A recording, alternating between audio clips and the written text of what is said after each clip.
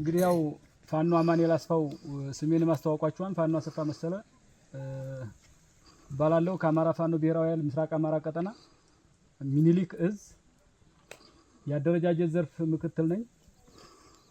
እዚህ ህዝብ ጋር ተገናኝተን አናውቅም። ዛሬ በደንብ እንነጋገራለን። ምክንያቱም የፋኖ ትግል መጸነሻው ራያ ነው አስኳሉ። ምክንያቱም ይሄን ልንል የምንችልበት ህዝባችንን ይዘን ትግል የጀመርነበት ህዝባችንን ይዘን መንግስትን የገጠምነበት ሜዳይቱ የተዘጋጀችው ራያ ሜዳ ላይ ስለሆነ ማለት ነው። ራያ ሜዳ ላይ ትግል ችቦ ሲለኮስ እነ ፋኖ ኮማንዶ ዳንኤል አለሙ ሚያዚያ 1 2015 ዓመተ ምህረት ከብልጽግና ጋር ግልጽ ጦርነት የጀመርንበት ቀን የተመዘገበችውም የተጀመረችውም ራያ ሜዳ ላይ ስለሆነ ማለት ነው። በዚህ ልክ እንነጋገራለን። ስንነጋገር ግን አለን ወይ አማራ አለን ወይ? አማራ በሞራል ነው መጀመር ያለበት። ምክንያቱም ትግላችንን የጀመርነው ልባችንን አምነን እስከሆነ ድረስ ትግላችንን የጀመርነው ህዝባችንን አምነን እስከሆነ ድረስ የነን ህዝብ ግን ኛ ለማሳጣት ብዙ ተልኮ ይዘው የሚሰሩ ፋኖ ያልሆኑ ፋኖ መሳዮች ስላሉብን ብጥርጥር አድርገን የፋኖን አቋም ነግረናችሁ የትግላችንን መነሻ የትግላችንን መዳረሻ ትግላችን ምን እንደሚፈልግ እንነጋገራለን። አረ ትግል ያወጣንበትን አላማ እንነግራችኋለን። የምንነግራችሁ ሳይገባችሁ ቀርቶ አይደለም፣ ሁሉም የኛን ትግል ያውቀዋል። ነገር ግን አንዳንድ ውጅንብር የሚፈጥሩ ሰዎች ስላሉበት በደንብ ግልጽ ሆናችሁ ከብቶቻችሁ የሚሞቱት ልጆቻችሁ የሚሞቱት ቤታችሁ በመርፍ የሚመታው በሞርተር የሚመታው ለምን እንደሆነ ማወቅ አለባችሁ። ይሄን ትግል ስንታገል ምናልባት የአማራ ልጅ እየሞተ ሊሆን ይችላል። ከ18 ዓመት እስከ 40 ዓመት ያለ እየገባ እየታገለ ሊሞት ይችላል። የሚሞተው ግን አምኖበት ነው የሚሞተው። ነገር ግን ደግሞ ይሄን ትግል እኛ ስንታገል ደግሞ የአማራ ህዝብ ደግሞ ቤቱ በከባድ መሳሪያ እየተመታ ነው። እንሰሳው በከባድ መሳሪያ እየተመታ ነው። እናቱ፣ ሚስቱ፣ ልጆቹ ውሃ ቀድተው መመለስ አይችሉም። ገበያ ደርሰው መምጣት አይችሉም። በምንነት በአማራነቱ ማለት ነው። ሰው አማራነታችን ከከባድ መሳሪያ እስከ ቀላል መሳሪያ የሚያስመታን ከሆነ በአማራነታችን እንታገላለን አንታገልም? እንታገላለን። ስለዚህ ስለምንታገል በደንብ ልትሰሙኝ ይገባል። የመጀመሪያ ወደ ትግል የወጣ ነው እኛ እርቦንም አይደለም ጠምቶንም አይደለም ወደ ትግል የወጣ ነው። ወደ ትግል የወጣ ነው የመጀመሪያ ጥያቄ የራያ ህዝብ ልታውቀው የሚገባህ ነገር የመጀመሪያ ጥያቄያችን ህወሓት ቤተ መንግስት በነበረበት ሰዓት ጥያቄ የጠየቅነው በሰላማዊ መንገድ ራያ አማራ ነው የሚል ጥያቄ ጠይቀናል። ህወሓት አዲስ አበባ በነበረበት ሰዓት የማንነት ጥያቄ አለብን። የጠየቅነው ግን በስክሪፕቶ የራያ ህዝብ ማንነቱን የጠየቀው በሰይፍ ሳይሆን በሰልፍ ነበር። አሁንም ድጋሚ 2010 ዓመተ ምህረት ህወሓትን ከ4 ኪሎ በኮብልስቶን ድንጋይ ከወልቃይት እስከ ራያ ካባረርናት በኋላ የማንነት ጥያቄያችንን ቀጥለን በምን በሰልፍ የማንነት ጥያቄያችንን የጠየቅነው በሰልፍ ነው። የማንነት ጥያቄ በሰልፍ ስንጠይቅ ግን ከወልቃይት እስከ ራያ ከደራ እስከ መተክል የማንነት ጥያቄ በሰልፍ እየጠየቅን አብይ አህመድ የማንነት ጥያቄ አይደለም የመኖርና ያለመኖር የህልውና አደጋ ውስጥ አስገባን። በደንብ እንድትይዙት የመጀመሪያ ጥያቄያችን የነበረው ምንድነው? የማንነት ጥያቄ በሰልፍ ነበር።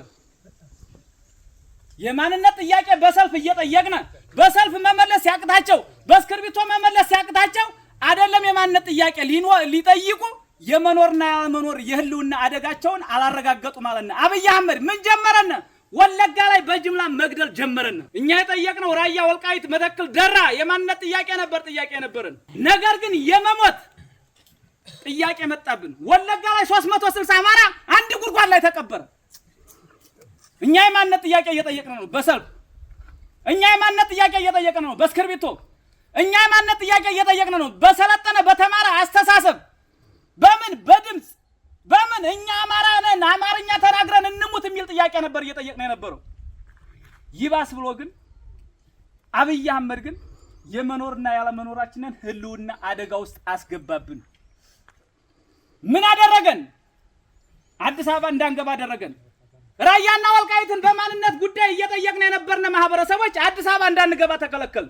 የአማራ ህዝብ አዲስ አበባ እንዳይገባ ሲከለከል፣ የአማራ ህዝብ መስጊዱ ሲፈርስበት፣ የአማራ ህዝብ ቤተክርስቲያን ሲፈርስበት ማንም የደረሰለት የለም።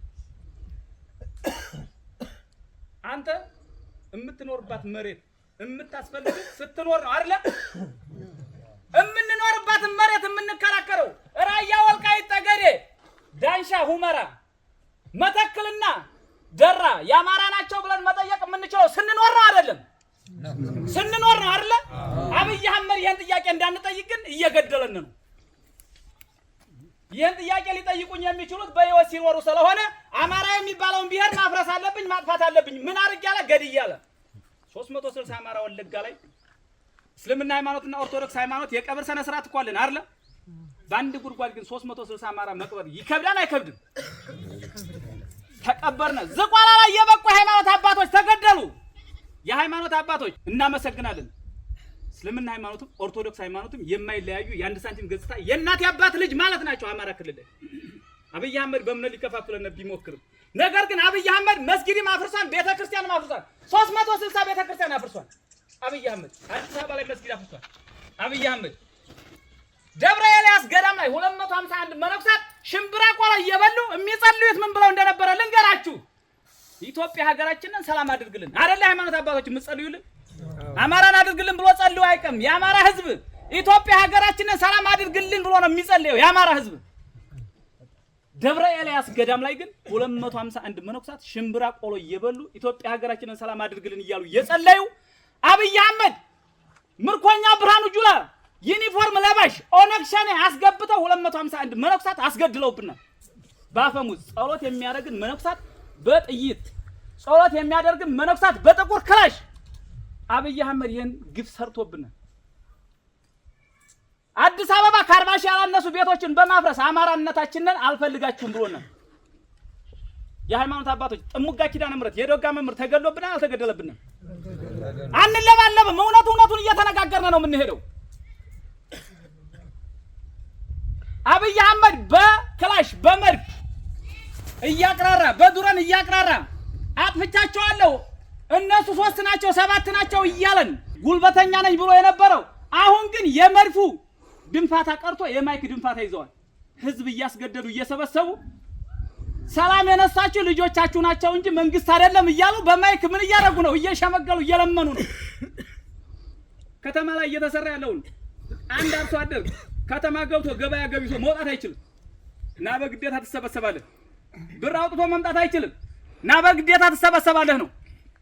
የአማራ ህዝብ እግርህን በማረሻ ወግተው ከተማ ሄደህ መታከም ትችላለህ እንዴ? አትችልም። ፋኖ ሆነ ስትዋጋኝ ነው የሚለው። በማጭድ ቆርጠህ እጅህን ሄደህ መታከም ትችላለህ እንዴ? አትችልም። ፋኖ ሆነ እየተዋጋህ ነው የሚለው። ፋኖም ሆነ አርሶ አደሩም ሆነ በሰውነቱ ላይ የአካል ጎደሎ ደርሶበትኝ ሕክምና ካላደረገ በአማራነቱ የሚከለከል ከሆነ አማራ ሆነን እንዋጋለን አንዋጋም? እንዋጋለን። ምክንያቱም አበበም ሆነ ከበደ በስቶም ሆነ ቆሎ ከመበላቱ ስለማያልፍ ማለት ነው። ልንበላ ስለሆነ ትግላችን በዚህ ልክ ነው መነሻችን። እኛ ወደ ትግል ስንወጣ ወለጋ ላይ ሲሞት የነበረው የአማራ ተወላጅ ሞት ቀንሶለታል። ወደ ትግል ከወጣን በኋላ ስንወጣ አለቃችን ዋርካው ምሬ ወዳጆ መግለጫ ሰጥቶበታል። 30 ክላሽ ይዘን ያልፈራነ እስከ አፍንጫችን ታጥቀን አንፈረው። ስንወጣ ክላሾችን ይዘን ወጣናል። ብሬን ስናይፐር ሞርተር ዲሽካ ዙ 23 ማርከንበታል። ትላንትና 30 ክላሽ ይዘን ከነበረ አሁን ግን ጥቁር ክላሽ ተቀብሮ ነው ያለው። የትግላችን ደረጃ እየጨመረ የትግላችን ፍሬ እያፈራ የሞቱት ወንድሞቻችን መስዋዕትነት የአማራን ህዝብ ነፃነት እያመጣ ስለሆነ ማለት ነው። ትግላችን ምን ላይ እንደደረሰ ይሄን ስንታገል ግን ሲርበን የምታበሉን፣ ስንታመም የምታሳክሙን፣ ስንሞት የምትቀብሩን የአማራ የቁርጥ ቀን ልጅ ህዝባችን እናንተን ይዘን 7 ቀን መድፍ እየወረወረብህ 7 ቀን ከብቶችን ከቤት ሳታወጣ 7 ቀን ልጆችን ሳታይ በዚህ ሜዳ ላይ እኮ ብዙ መስዋዕትነት ያሳልፈው ይሄ ህዝባችን። ልባችንን አይታችሁና አቅማችንን አይታችሁታል። አብይ አህመድ ሲሸነፍ ከኤርትራ ጋር ከህወሓት ጋር ሆነው እየሰሩብኝ ነው ብሏል። የአማራ ህዝብ ከትግራይ ህዝብ ጋር ሆነው እየሰሩ ነው ብሏል። ያዝ በደንብ ልንገር፣ የአማራ የራያ ህዝብ ልንገር በደንብ የአማራ ህዝብ የራያ ህዝብ ልንገር። አብይ አህመድ ትናንትና ከአማራ ህዝብ ጋር የማይወራርደው ሂሳብ አለኝ ያለው ጌታቸው ረዳ ከሊጥ እስከ መሳሪያ ከመኪና እስከ ብር ዘርፎናን አልዘረፈንም?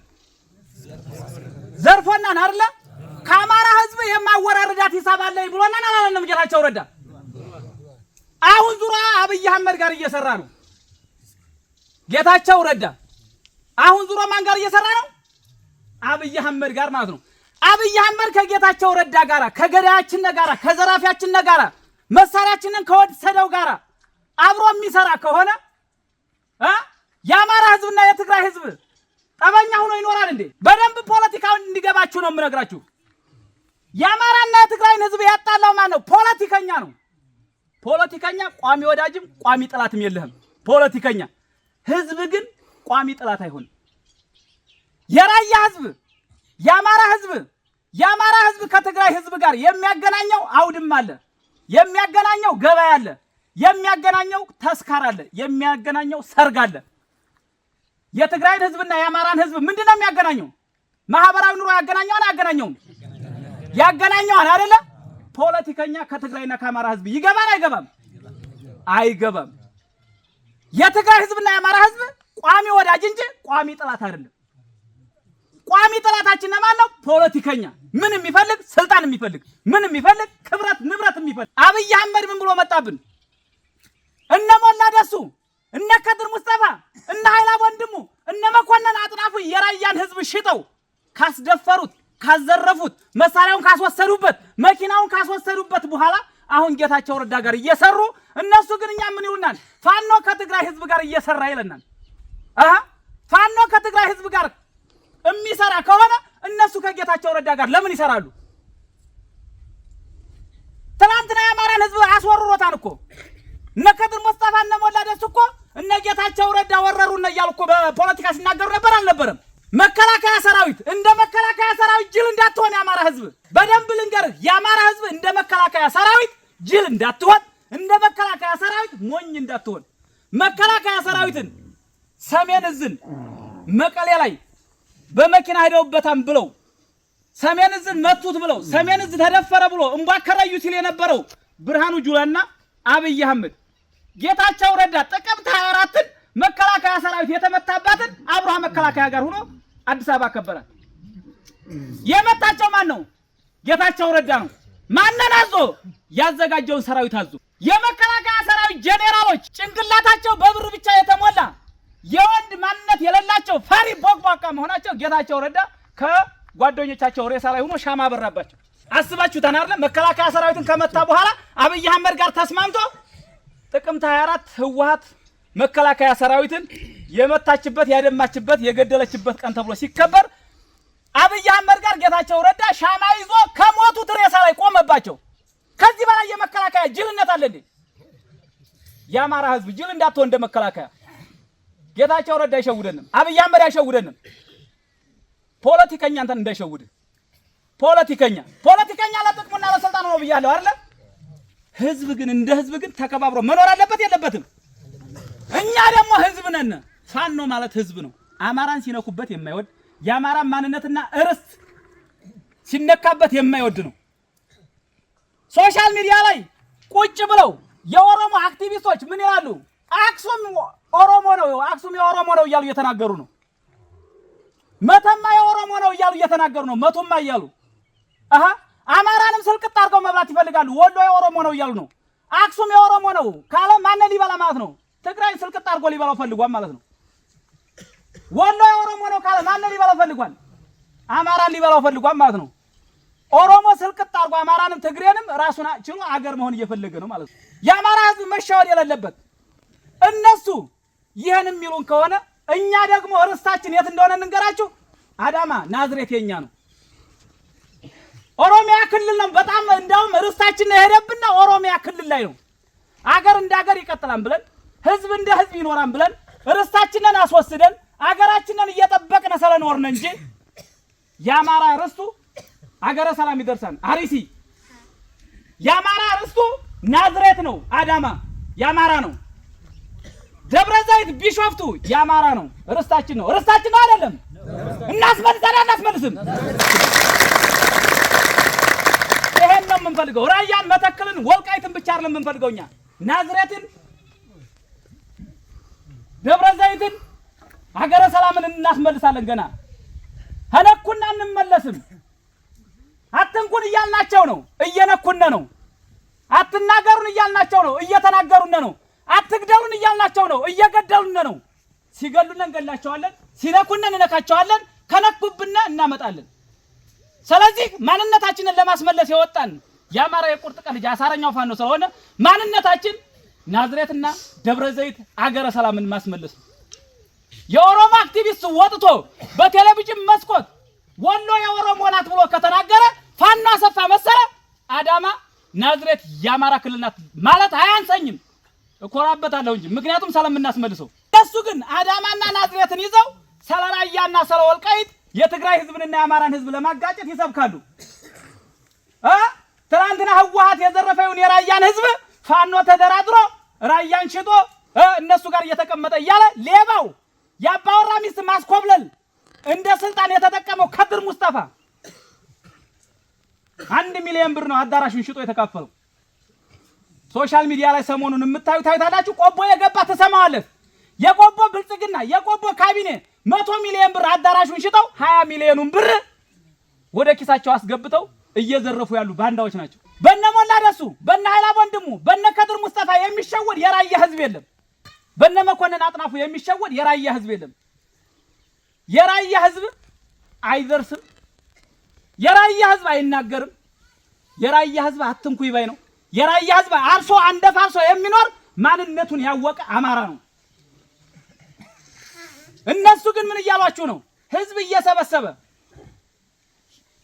እነ ዋርካው ምሬ ወዳጆ ራያን ሽጧት እያለ ነው። ዋርካው ምሬ ወዳጆ ሀብት እያለው አማራነትን ፈልጎ የወጣውን ጀግናችንን እነ ከድር ሙስጠፋ ግን 5-10 እየዘረፉ የህዝብ ብር እየወሰዱ ጄኔራልና ኮሎኔሎችን ብር እየሰጡ ቁርጥ እየጋበዙ የአማራን ህዝብ እያስደበደቡ ያሉ አማራን እያስደፈሩ ያሉ የብልጽግና ተላላኪዎች ግን የራያን ህዝብ ይሸውዳል እንዴ? አይሸውዳችሁም አይደል? የራያን ህዝብ ባንዳ አይሸውደው። የራያን ህዝብ ተላላኪ ብልጽግና አይሸውደው። ትናንትና እኛ በአፈሙ ስናሸንፈው የመከላከያ ኃላፊ የመከላከያ ጄኔራልና ኮሎኔል ሆነው መዋጋት ነው ያለባቸው፣ ፖለቲካ መስራት። እነ መሐመድ ተሰማ ምን እያሉ ነው?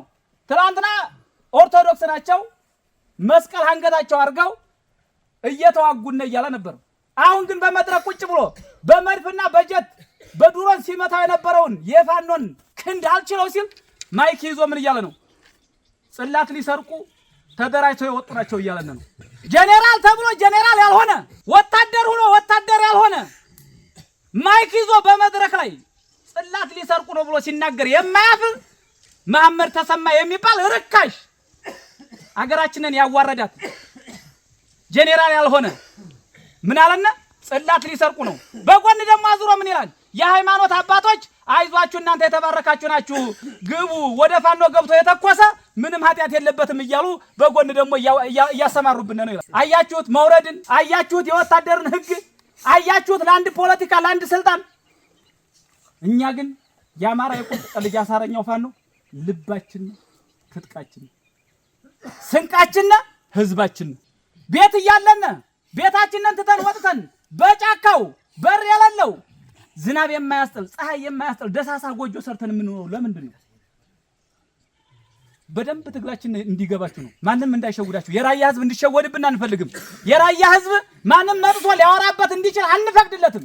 ለምንድን ነው ጥቁር የምንለብሰው? ግን ነፃነታችንን ለማንጣት ነው።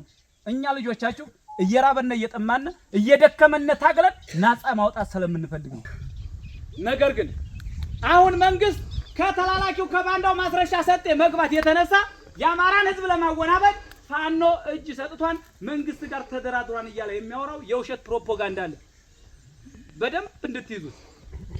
ፋኖ ያልሆኑ ፋኖ መሳዮች፣ ፋኖ ያልሆኑ ፋኖ መሳዮች ብልጽግና ወደ ፋኖ ልኳቸው አንድነት ስንሰራ አንድነት እንዳይመጣ ቀረጥ እየቀረጡ የአማራን ህዝብ ሲያሰቃዩ የነበሩ ፋኖ ያልሆኑ ፋኖ መሳዮች አሁን ወደ ሀዳቸው ወደ ብልጽግና እየገቡ ነው።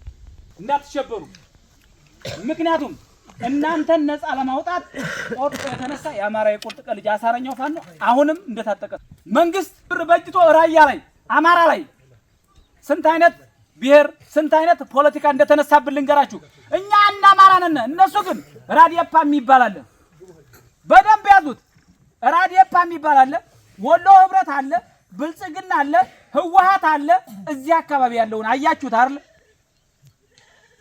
ይሄ ሁላ የተከፋፈለው ለምንድን ነው? የአማራን ትግል ለመከፋፈል። የብልጽግና ደጋፊ ከሆነ እሱ የእሱ ቤተሰብ ብልጽግናን ይደግፋል። ራዴፓ ከሆነ ራዴፓን ይደግፋል። አብይ አህመድ ሙስሊም ያልሆኑትን ሙስሊም ናቸው ብሎ፣ ኦርቶዶክስ ያልሆኑትን ኦርቶዶክስ ናቸው ብሎ፣ አማራ ያልሆኑትን አማራ ናቸው ብሎ በሶሻል ሚዲያ ሁሉ እየከፋፈለና አማራን እየከፋፈለ ነው ያለው። ይሄ በደንብ ሊገባችሁ ይገባል። እኛ ግን የማንፈራ የማንኮራ አማራ ደግሞ በአሁኑ ሰዓት ምን ላይ ነው? እንዳይኖር የሞት አዋጅ የታወጀበት ህዝብ ነው። ከማን ጀምሮ? ከተጸነሰው ነው። ከተጸነሰው ጀምሮ እስከ 130 ዓመት ያለ አማራ እንዲሞት የሞት አዋጅ ታውጆበታል። ጽንስ ምላችሁ ወለጋ ላይ ሽሉን አውጥተው ሰለጣሉት። ለምን ሲባል ሲወለድ አማራ ይሆናል ተብሎ፣ ሲወለድ አማራ ስለሚሆን ተብሎ ወለጋ ላይ እናቶችና በሳንጃ ቀፈው ሽሉን አውጥተውታል። ጮቢ ጡት ተቆርጧን አልተቆረጠም። ጮቢ ላይ ግን መጥቶ ታጋያችንን እህታችንን ጡቷን ቆርጧታን አልቆረጡም።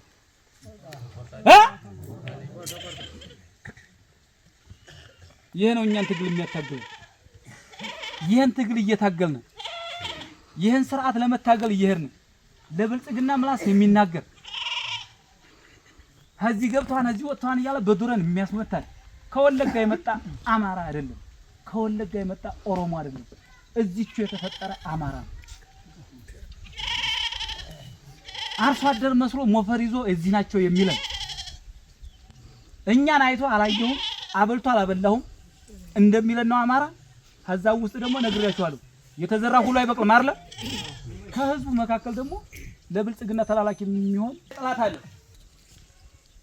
እናንተን የፋኖ ቤተሰብ ናቸው ፋኖን ያበላሉ ያጠጣሉ እያለ ኬላ ላይ የሚጠቁም እኮ የኛው አማራ እኮ ነው። ኬላ ላይ መታወቂያ ተጠየቃላችሁ አይደል? ጸጉራችንን ተስተካክለን እንደናንተ ሽርጥ ለብሰን ቦፌ ጫና አድርጌ በህድ እንለያያለን እንዴ? አንለያይም አይደል? ለምን መሰላችሁ መታወቂያ የሚጠይቀው? እዛ ውስጥ ሆኖ ለፋኖ የሚያበላ ይሄ አርሶ አደር ነው ብሎ ጥቆማ ስለሚሰጥ አንተን ለመያዝ አንተን ለመምታት አንተን ለመግደል ነው፣ አንተን ለመዝረፍ ነው። ፋኖ ሆኖ ሲዋጋ ነበረ ብሎ ኬላ ላይ እኔን ስለሚጠቁመኝ ነው እንጂ ማንኛውን ወንጀለኛ ልይዝ ኦሮሞ ነው አፋር ነው ተብሎ በመታወቂያ የሚቆማል እንዴ? አማራ ነው የሚሰቃየው። ይሄን የሚሰቃይ አማራ ስቃዩን የምናበርድለት፣ ይሄን የሚሰቃይ አማራ ስቃዩን የምናስታግስለት እኛ ታጥቀን ስንወጣ ብቻ ነው በማለት አፈሙዛችንን ይዘን ወጥተናል። አፈሙዛችንን ይዘን ወጥተን ትጥቃችንን ታጥቀን አብይ አህመድን አንበርክከናል። ክፍለ ጦር ማርከናል፣ አሳይተናል። ባለፈው ሀውጃኖ ክፍለ ጦር በዚህ 7 ቀን መከታ ስትኖር አይታችኋል አይደል? ሀውጃኖን ታውቃታላችሁ አታውቋትም? ታውቃታላችሁ አይደል? አብይ አህመድን አስጨናቂ ትባላለች ሀውጃኖ። አብይ አህመድን አስጨናቂ ስገባበት ትግሬ መጣብኝ እያለ የምታስለፈልፈው ጸበሉ ናት ለአብይ አህመድ። ምንም ማድረግ አይቻልም። ሃይዞ በለበለ ትለዋለች፣ አፈርታ በለዋለች። ጸበሉ ናት። ሀውጃኖን ሳይችላት ሲቀር ግን ምን ይላል? ሀዋት ጋር እየሰሩ ይላል። የአማራን አቅም የሚያቀማን ነው። የትግራይ ሰራዊት እዚች መሬት ተረግጧ እንዴ ታውቃላችሁ አታውቁም? ማን ነው ያለው? ፋኖ አይደል ያለው? ይሄ ህዝብ ነው የሚመሰክረው። ከከተማ ያለውማ ቦቅቧቃ ፈሪ ቁርጥ እየጋበዘ እነዚህ በቃ ዝም ብሎ ያላቅማቸው መንግስት ጋር ምናምን ያለው የሚያወራው ጥንቅሹማ አርሶ አደሩ ነው። ይሄ ህዝብ ደግሞ አይበል እንጂ ብሎ ካመረረ መንግስት መጨረሻው ምንድን ነው? የሚፈራው ማንን ነው? አሁን ፋኖ ከህዝብ ጋር ሆኖብኛም ብሎ ነው። እኛ ደግሞ ከህዝብ እንድንነጠል የሚሰሩ ሰዎች አሉ። አሁንም ህዝባችን በደንብ የምትይዙት መጠጥ ቤት ገብቶ የሚገለምጥ ካለ መልኩን ይየውና ጠቁም። ሀውጃኖ ክፍለ ጦር ካሳበበ እንዲህ አይነት ሰው ብለህ ንገረው። አንበርክኮ ይገርፍልሃል። አጥፍቶ ከሆነ ለአማራ የሚታገል ታጋይ ግን አማራን አይገለምጥም፣ አማራን አያሰቃይም።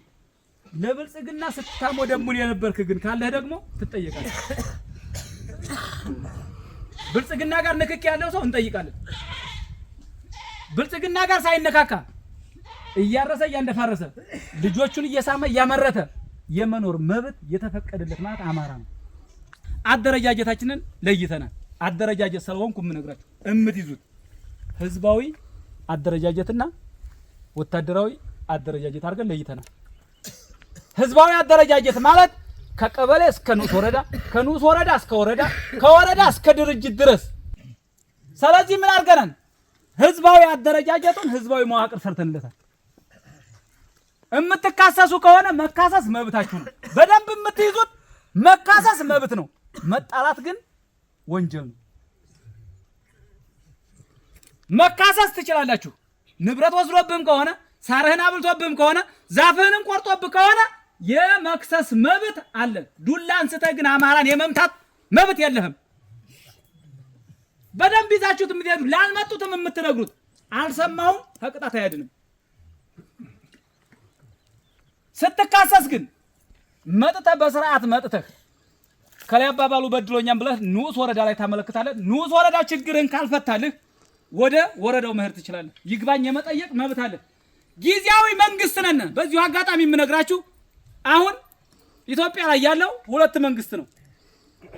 ሁለት መንግስት ለህዝብ የማያገለግለው ለራሱ የሚኖረው የአብይ አህመድ ስርዓትና ለህዝብ የሚያገለግለው ለህዝብ የሚሞተው የፋኖ መንግስት። ምናልባት እንዳለም ጊዜያዊ መንግስት ልንባል እንችላለን። እንደ አማራ መንግስት ነን። እንደ አማራ ምንድነን? መንግስት ነን። እንደ አማራ እኛ ነን መንግስት። ከተማ ያለውን የምንመራው እኛ ነን። መዘጋጃ ቤት በለው ምን በለው ደውለን ሃለው ነው የሚለው። ባህር ዳር ቢቀመጥ ተደው የጫካው መንግስት ሃለው የሚገባበት ነው የሚጠፋው። መንግስት ማን ነው? ፋኖ ነው መንግስት። አማራ ክልል ላይ እኛ ነን መንግስት። እንዳለም ግን ሁሉንም ብሔር ብሔረሰቦች ለመያዝ የምንሄድ ስቴፕ ሰራለና ምንድነና ጊዜያዊ መንግስት ነን። አሁን ይሄ እና አማራ ጥበቡ የሚመሯችሁ እና ማንኤል አስፋው የሚመሯችሁ የጊዜያዊ መንግስት አስተዳዳሪ ናቸው።